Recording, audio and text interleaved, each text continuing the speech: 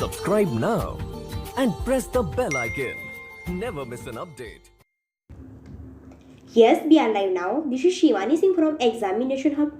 Discuss करेंगे CTET को target करते हुए इंपॉर्टेंट क्वेश्चंस को। आज जो है हम यहाँ पे चाइल्ड डेवलपमेंट के मोस्ट इंपॉर्टेंट क्वेश्चंस को डिस्कशन करने वाले हैं। मैक्सिमम 10 क्वेश्चंस होंगे। इन 10 क्वेश्चंस को अच्छे से डिस्कशन करेंगे, अच्छे से 4 ऑप्शंस को अच्छे से देखेंगे, अच्छे से समझेंगे, अपनी लाइफ से जोड़ते हुए बिल्कुल इनको जो है हम अच्छे से अंडरस्टैंड करेंगे। ओके, आप जो है अब स्टार्ट करते हैं। आप जो है यहाँ पे इसको ज्वाइन कर सकते हैं, इंस्टा को ज्वाइन कर सकते हैं, है ना, टेलीग्राम को आप जो है ज्वाइन कर सकते हैं, आपके ऊपर डिपेंड है। चलिए फिर अब हम स्टार्ट करते हैं क्वेश्चंस को। क्वेश्चंस काफ़ी उम्दा होने वाले क्वेश्चंस आपको जो है एनालाइज भी देंगे आपके एग्जाम्स के लिए। फिर चलिए स्टार्ट करते हैं। अब देखो सबसे फर्स्ट क्वेश्चन क्या कहता है। फर्स्ट क्वेश्चन है कि विभिन्न घटनाओं के बारे में बच्चों के द्वारा बनाई गई सहजानुभूत सिद्धांतों के संदर्भ में एक शिक्षक को क्या करना चाहिए। बच्चों को दंडित करना चाहिए, या फिर उनकी ही सिद्धांतों को अनदेखा करना चाहिए, या फिर उन्हें बार बार याद करने के लिए हतोत्साहित करना चाहिए, या फिर प्रतिकूल प्रमाण और काफ़ी सारे एग्जाम्पल्स देने के लिए उनको जो है यहाँ पर अच्छी अच्छी एक्टिविटीज़ के रूप में उनको जो है कार्यरत देना चाहिए। तो क्या करना चाहिए। विभिन्न घटनाएं हैं हमारे सामने काफ़ी ज़्यादा, है ना, तो उसके अकॉर्डिंग एक शिक्षक को अपने सभी स्टूडेंट्स के साथ में क्या करना चाहिए। तो अगर हम चारों ऑप्शंस को अच्छे से डिस्कशन करें तो बिल्कुल आपने देखा होगा, अगर कहीं पर भी बिल्कुल भैया दंडित की बात होती है तो उसको तो बिल्कुल ऐसे क्रॉस कर दीजिएगा, बिल्कुल कट है वो। और आप एक टीचर हो के टीचर ही एक अनदेखा कर रहा है स्टूडेंट्स को, तो ये भी नहीं होगा अनदेखा कहीं पर भी, ये भी क्या, इस पर भी क्रॉस कर दो आके। और बार बार क्या आप उसको लर्निंग करोगे, रट्टाफिकेशन करोगे, दिस इज नॉट बिल्कुल भी अवेलेबल नहीं है आपकी सीडीपी में, कहीं पर भी आपकी पेडालॉजी में नहीं है। तो पेडालॉजी का क्वेश्चन सही है, अच्छे से आपके माइंड में बिल्कुल अच्छे से तर्क आना चाहिए कि हाँ क्या पॉजिटिव ऑप्शंस को हमें चूज़ करना है। तो ये भी नहीं होगा तो बिल्कुल अब बचा है ऑप्शन नंबर 4, ये करेक्ट होगा। आप देखो जो हम है एक टीचर को बच्चों के सामने काफ़ी ज़्यादा अपनी लाइफ से जुड़े हुए एग्जांपल्स देने चाहिए, अपने तर्क वितर्क देने चाहिए, है ना, अपनी एक्टिविटीज़ को शो करना चाहिए, बच्चों की भी यहाँ पर जो है उनको भी करवाना चाहिए, और सभी जो है आपस में एक समावेशी के रूप में एजुकेशंस को बिल्कुल क्या देना चाहिए, अपने आप में एक आधार बना के उसको बच्चों के सामने रखना चाहिए। तो ज़्यादा बेटर, ज़्यादा तरीके से जो है बच्चे अपने अकॉर्डिंग सीख सकेंगे। नहीं कि ये जो आपके 3 ऑप्शन से बिल्कुल क्या है रॉन्ग है। पूछा है कि क्या करना चाहिए तो बिल्कुल करेक्ट हो जाएगा ऑप्शन नंबर डी आपका। ओके, अब चलिए आगे नेक्स्ट क्वेश्चन को देख लेते हैं। नेक्स्ट है कि राष्ट्रीय पाठ्यचर्या की रूपरेखा 2005 के अकॉर्डिंग अधिगम ब्लैंक और ब्लैंक इसका वर्णन है। अब ये बातें हुई है आपकी 2005 के लिए, यानी कि NCF 2005 के अकॉर्डिंग है ये क्वेश्चंस। तो इसमें बताना है कि इसके लिए हमारा जो अधिगम है, लर्निंग है, ये क्या होना चाहिए, इसके लिए स्पेशली क्या लेक्चर्स है। एक तो सक्रिय सामाजिक है या फिर निष्क्रिय अलग होना, या फिर सक्रिय सरल है या फिर निष्क्रिय सामाजिक है। भाई अगर NCF 2005 के अकॉर्डिंग हम यहाँ पे देखें तो एक डॉक्यूमेंट्स है जिसको NCERT ने बनाया है, और ये एक 4th डॉक्यूमेंट्स है जिसकी हम बात करें। एक तो आपका जो है 1975 में आया था और एक आपका 1988 में आया था। देन अभी हम जो है यहाँ पे 2005 की ही बात कर रहे हैं ना, हम इसको ही फॉलो कर रहे हैं अभी। तो ये इसमें इसके अकॉर्डिंग क्या होगा क्वेश्चन। तो राष्ट्रीय पाठ्यचर्या की रूपरेखा 2005 के अकॉर्डिंग क्वेश्चन होगा सक्रिय और सामाजिक, यानी कि इसके अकॉर्डिंग जो है अधिगम, सक्रिय और सामाजिक का वर्णन है। यानी कि बिल्कुल क्या है इसमें एक्टिविटीज़ है, बिल्कुल क्या है पॉजिटिव है, और क्या है सोशलाइजेशन है। इसके अकॉर्डिंग आप अपने अकॉर्डिंग जो है सभी वर्क्स को अच्छे से यहाँ पे करते हैं। अदरवाइज देखिए निष्क्रिय, निगेटिव नहीं अलग करना, ऐसे नहीं होगा। सक्रिय सरल नहीं, ये भी नहीं होगा। निष्क्रिय सामाजिक, दैट नॉट, ये नहीं है। तो करेक्ट पूछा है जो होगा बिल्कुल लड्डू क्वेश्चन है, सिंपल है ना, क्लियर हो गया होगा। अब चलिए आगे देख लेते हैं। नेक्स्ट है कि पढ़ने की प्रक्रिया में सर्वाधिक क्या महत्वपूर्ण है, अर्थ या फिर गति, प्रवाह या फिर अक्षर ज्ञान। तो आप पढ़ने बैठे हैं, है ना, तो आप जब पढ़ने बैठे रहे तो आपके लिए इनमें सबसे ही ज़्यादा इंपॉर्टेंट रोल प्ले क्या करेगा। क्या आप जब पढ़ रहे हैं तो बहुत ही फास्ट तरीके से पढ़ रहे हैं, बहुत ही गति बहुत ही ज़्यादा उससे पढ़ रहे हैं, तो बहुत ही फास्ट पढ़ रहे हैं, तो ये इतना ज़्यादा आपके लिए जो है इम्पोर्टेंट नहीं होगा। या फिर प्रवाह के रूप में बिल्कुल क्या है बहुत ही लय के रूप में, या फिर कहें कि अक्षर ज्ञान, आपको एक एक अक्षर का काफ़ी ज़्यादा बेटर तरीके से ज्ञान है, तो ये भी नहीं होगा। अगर बात की जाए कि सबसे ही ज़्यादा इंपॉर्टेंट रोल प्ले करता है वो है अर्थ। बाय द वे आप कुछ भी पढ़ रहे हैं, बाय द वे आप यहाँ पे सीडीपी के क्वेश्चन को देख रहे हैं, है ना। तो सीडीपी के क्वेश्चन आप देख रहे हैं, जब आप क्वेश्चंस की लैंग्वेज को ही नहीं समझेंगे फिर आप इसका आंसर कैसे दोगे। तो बताइए भैया, जब आप इस क्वेश्चन को ही नहीं समझ पा रहे तो फिर आप इसका अर्थ ही कैसे निकालोगे। तो सबसे इसका जो परफेक्ट आंसर होता है वो होगा अर्थ निकालना, कि पढ़ने की प्रक्रिया में सबसे ज़्यादा इंपॉर्टेंट होता है उसका अर्थ भी निकालना। जैसे हमने कोई क्वेश्चन पढ़ा, जैसे कोई क्वेश्चन था आपका, जैसा क्वेश्चन किसी के भी अकॉर्डिंग हो सकता है ना।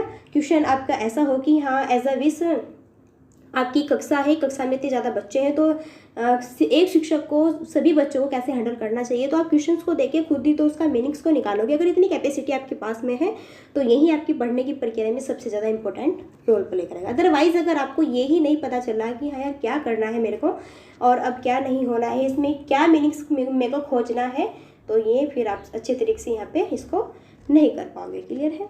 चलिए नेक्स्ट है मौखिक संवाद, जो कि बच्चे अपने आप से करते हैं, उन्हें लेव वाइगोत्स्की क्या कहते हैं।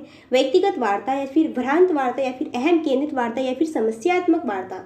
अब मौखिक संवाद जो कि बच्चे अपने आप से ही करते हैं उन्हें लेव वाइगोत्स्की क्या कहते हैं। बाय द वे मैं हूँ, है ना। बाय द वे आप ऐसे एग्जाम्पल जैसे कि मैं हूँ, अब अपना भी एग्जाम्पल ऐसा होता है जैसे मैं हूँ खुद में, और खुद में ही बैठ के जो है अपनी मौखिक संवाद के अकॉर्डिंग कोई क्वेश्चन देख रही हूँ और खुद से ही उसे अपने अंदर ही अंदर क्या कर रही हूँ, रिपीट कर रही हूँ, अपने अंदर अंदर उसको अंडरस्टैंड कर रही हूँ, अपने ही अंदर अंदर उसको जो है यहाँ पर तर्क वितर्क के अकॉर्डिंग उसको खोज रही हूँ कि हाँ ये क्वेश्चन कैसे होगा, मेरे को कैसे हैंडल करना है, क्या नहीं होगा इसमें, क्या मेरे को प्रूफ लेके आना है ना। सभी अपने एग्जाम्पल्स के थ्रू जो भी मैं कर रही हूँ ये क्या है, तो ये है एक अपनी व्यक्तिगत वार्ता, यानी कि मैं खुद से ही अपनी खुद के ही मन की अपने मन में ही यहाँ पर उसको खोज रही हूँ हाँ कि ये क्या करना है क्या नहीं। अगर इनको देखें कि भ्रांत वार्ता, क्या भ्रांति पैदा हो जाएगी आपके मन में, विचलन पैदा हो जाएगी, नहीं। या फिर आप एक अहम केंद्रित वार्ता कर रहे हैं तो नहीं, ये भी नहीं होगा। या फिर आप समस्या वार्ता, नहीं ये भी नहीं होगा, आप प्रॉब्लम्स को फेस भी नहीं कर रहे हैं। तो पूछा है कि जो मौखिक संवाद जो कि बच्चे अपने आप से ही करते रहते हैं तो वो वाइगोत्स्की के अकॉर्डिंग कहलाता है व्यक्तिगत वार्ता, ये खुद की पर्सनैलिटी वार्ता। ओके, जब बच्चा खुद से ही सोचता रहता है कि हाँ मेरे को क्या करना है क्या नहीं करना है, कैसे क्वेश्चंस को सॉल्व करना है क्या नहीं, तो वो होती है पर्सनैलिटी वार्ता। क्लियर है। अब नेक्स्ट है कि एक प्रारंभिक कक्षा में एक बच्ची अपने साथ जो अनुभव लाती है, अब देखो ऑप्शंस को देखना ध्यान से, फिर यहाँ पे चूज करना क्या होगा।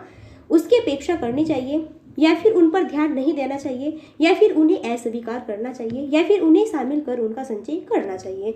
तो एक प्रारंभिक कक्षा से यानी कि प्राइमरी लेवल की एक स्टूडेंट है ना, एक प्राइमरी लेवल की एक स्टूडेंट है, एक बच्ची है ना। तो अपने साथ जो कि अपने घर से कहो या फिर अपने जो है पेरेंट्स से दिए हो या फिर सोशलाइजेशन से दिए हो, जो भी एक्सपीरियंस वो आपके सामने लाती है, तो आपको क्या करना चाहिए, उसकी अपेक्षा करना चाहिए, ये भी नहीं होगा एज अ विश, या फिर उन पर ध्यान ही नहीं देना चाहिए। अब आप शिक्षक हो यार, उन पर ध्यान नहीं दोगे तो आप कैसे टीचर हो, बिल्कुल ये गलत है।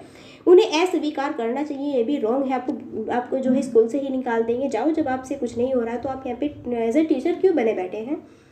तो करेक्ट हो जाएगा कि उन्हें शामिल कर उनका संचय करना चाहिए। जो भी बच्ची के एक्सपीरियंस है, जो भी बच्ची अपने अकॉर्डिंग अपनी लैंग्वेज के थ्रू अपने एक्सपीरियंस को लाती है, तो उन्हीं को शामिल कर उनका जो है आगे संचय करना चाहिए, आगे उसको उसी के अकॉर्डिंग नॉलेज प्रोवाइड करानी चाहिए, उसी के ही व्यक्तिगत रूप से उसी के ही यहाँ पे थॉट्स को लेकर जो है उसको सारी चीज़ें फॉलो करानी चाहिए। ओके, क्लियर है। वैसे बिल्कुल नहीं है, क्लियर क्वेश्चन है, कोई ज़्यादा यहाँ पे हार्ड क्वेश्चन नहीं है, बहुत सिंपली क्वेश्चन है। चलो आगे देख लेते हैं। नेक्स्ट है कि खिलौने या फिर पहनावे की वस्तु या फिर घरेलू सामग्रियाँ व्यवसाय एवं रंगों को विशिष्ट लिंग के साथ संबंधित करना क्या प्रदर्शित करता है। जेंडर रूढ़िवादिता, जेंडर सिद्धांत, जेंडर प्रासंगिकता, या फिर कहे कि विकसित जेंडर पहचान। तो ये आपकी हेरिडिटी के ऊपर क्वेश्चन से आपको बताना है कि इसमें होम भी दिया हुआ है, वही आपका व्यवसाय भी दिया हुआ है, इसमें जो है घरेलू वर्क भी है, और इसमें आपका जो है बाहर का जो है बिजनेस का हम कह सकते हैं वो भी इसमें इंक्लूड है। तो इसके अकॉर्डिंग आपको यहाँ पे करेक्ट क्या होगा, तो ये हो जाएगा जेंडर रूढ़िवादिता है ये सबकी। हाँ ये जो है ऐसे होगा, ये ऐसे करेगा, ये ऐसे करेगा एज ए विश। ये जो आपकी यहाँ पे क्या है, ये वुमेन्स है या फिर ये मेंस है, तो मेंस बाहर का वर्क करेगा, व्यवसाय करेगा, बिजनेस वगैरह करेगा, और जो ये है यहाँ पे वुमेन्स, ये घरेलू वर्क करेगी, है ना। इसके पहनावे पर ऐसी रोक लगानी चाहिए, घरेलू सामग्रियाँ हैं तो उसको यही वर्क करेगा, अदरवाइज ऑर्गेनिक खिलौने हैं तो उसको बच्चे ही देखेंगे बाय द वे, और कोई नहीं देखेगा। तो इस टाइप्स की जो भी यहाँ पे ये थॉट्स हैं, ये सभी क्या है, सोशलाइजेशन थॉट से, न कि बायोलॉजिकल। जो बायोलॉजिकल होती है, बायोलॉजिकल मीन्स उसमें ये नहीं होता कि हाँ आप बॉयज़ या फिर गर्ल्स हो, ऐसा नहीं होता। ऐसा भी वहाँ पे होता है कि हाँ कोई भी वर्क है वो बंदा कर सकता है। और ये जो सब चीज़ें यहाँ पे इंक्लूड की गई है, ये सभी क्या है, आपकी एक रूढ़िवादिता, जेंडर लिंग रूढ़िवादिता है, जो कि आपकी सोशलाइजेशन के अकॉर्डिंग बनाई गई है, न कि ये बायोलॉजिकल है। क्लियर। तो जब इस टाइप्स के क्वेश्चन आते हैं कि हाँ इसको जो है ये व्यवसाय है या फिर ये घरेलू वर्क है या फिर ये पहनना है वगैरह वगैरह, इस टाइप्स के जब नेगेटिव थॉट्स के क्वेश्चन यहाँ पे इंक्लूड किए जाते हैं तो इसका मीन्स होता है रूढ़िवादिता पैदा करना लिंग के अकॉर्डिंग। क्लियर। चलिए नेक्स्ट है, वह अवधि जो व्यवस्था के संक्रमण की पहल करती है उसे क्या कहते हैं हम। तो वह अवधि यानी कि वो आपकी कौन सी यहाँ पे स्टेजेस होगी, तो किशोर अवस्था या फिर बाल्यावस्था, मध्य अवस्था या फिर बाल्यावस्था की समाप्ति। तो जिसमें आप व्यवस्था की संक्रमण की पहल करते हैं, यानी कि आप जिसमें बिल्कुल क्या हो जाते हैं, पूरे परिपक्व हो जाते हैं, तो वो स्टेजेस कौन सी है। तो देखो बाल्यावस्था तो नहीं होगी, क्योंकि इस अवस्था में तो बच्चा ज़्यादा मैक्सिमम यहाँ पे प्लेइंग ज़्यादा रहता है, खेलने के लिए ज़्यादा पीछे रहता है और बच्चों के अपने फ्रेंड्स लोगों के साथ में काफ़ी टाइम स्पेंड करता है। मध्य बाल्यावस्था भी नहीं होगी, तो करेक्ट हो जाएगा यहाँ पर ये आपका किशोर अवस्था। ऑप्शन नंबर ए बिल्कुल राइट होगा, करेक्ट होगा ऑप्शन नंबर ए आपका। अब देखो ये जो किशोर अवस्था है, ये आपकी जो स्टेजेस है, ये स्टेजेस आपकी जो मानी जाती है प्याजे के अकॉर्डिंग, तो इस स्टेज में बच्चा पूरा परिपक्व हो जाता है ना। उसको पता चल जाता है कि हाँ मेरे को क्या करना है, मेरे को अगर क्या बनना है, फ्यूचर में क्या करना है क्या नहीं करना है, अब मैं क्या कर रहा हूँ, आगे चल के क्या होगा, फ्यूचर मेरा क्या होगा, तो ये सब कुछ मेरे को ही बनाना है, चूज़ करना है। तो इसमें बच्चा काफ़ी विचलित रहता है। इसमें बच्चा जो है काफ़ी दो साइड चला जाता है, एक तो अपने फ्यूचर्स को लेकर, सेकेंड अपना कह सकते हैं यौन संबंधी के अकॉर्डिंग, है ना। तो देखो इस साइड भी आपका जो है इसमें माइंड बिल्कुल क्या हो जाता है, भटक जाता है थोड़ा। तो ये जो आपकी यहाँ पे कह सकते हैं आपकी जो ये एडोलेसेंस होती है, जो ये आपकी स्टेजेस होती है, काफ़ी ही ज़्यादा आपके लिए ये बहुत ही ज़्यादा क्या कह सकते हैं हम इसको, हार्ड होती है ना। इस स्टेज में बच्चा काफ़ी ज़्यादा आके अपने आप में एक इग्नोर सी टाइप में फील करता है, सोचता है क्या करना है क्या नहीं करना है, एक बिल्कुल माइंड क्या रहता है प्रॉपरली बिल्कुल यहाँ पे जो है करेक्टली नहीं कह सकते, यानी कि फिर भी वो पूरा परिपक्व हो जाता है अपने थॉट्स को या फिर अपनी चीज़ों को फील करने में, हमें को क्या करना है क्या नहीं करना है। क्लियर। चलिए नेक्स्ट है, निम्नलिखित में से कौन सा प्राथमिक सामाजिकरण है। लड्डू क्वेश्चन है, विद्यालय, सरकार, परिवार या फिर मीडिया। तो क्या होगा, बिल्कुल करेक्ट हो जाएगा, अगर नीचे लगा दो उसको तो परिवार होगा, C option is the right. Okay. अब देखो सबसे जो प्राथमिक, सबसे जो प्राइमरी लेवल हमारी जो सोशलाइजेशन होती है वो क्या है, हमारी फैमिली है। अब सबसे पहले बच्चा भैया बर्थ लेगा, बच्चा अब बर्थ लेगा तो कहाँ पर जाएगा, सबसे पहले एकदम एक बर्थ लेता है तो स्कूल से नहीं जाएगा कि यहाँ स्कूल जाते ही उसको टीचर ही देखेंगे। सबसे पहले जो है घर में उसकी होम जो है उसकी मॉम देखती है, सबसे पहले माँ देखती है ना, उसके पेरेंट्स देखते हैं, उसकी सोशलाइजेशन से देखती है, फिर बाद में जो है बच्चा, फिर सेकंड लेवल पर आती है स्टेज उसकी विद्यालय की। क्लियर।